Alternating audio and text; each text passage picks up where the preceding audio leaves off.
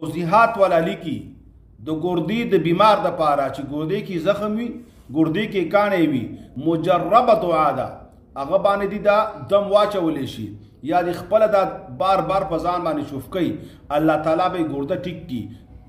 کاڼی وي، شګه وي، پیپ وي، کم قسم بیماری وي په ګردې کې، انشاءالله د نبی مهربان صلی الله علیه وسلم د خولې الفاظ دي.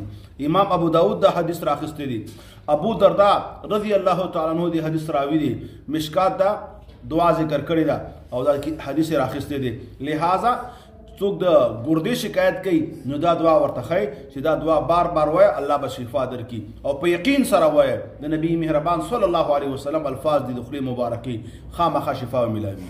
دعا دا ربنا الله الذي في السماء تقدس اسمك امرك في السماء والارض كما رحمتك في السماء فاجعل رحمتك في الارض اغفر لنا حبوبنا وخطايانا انت رب الطيبين انزل رحمة من رحمتك وشفاء من شفائك.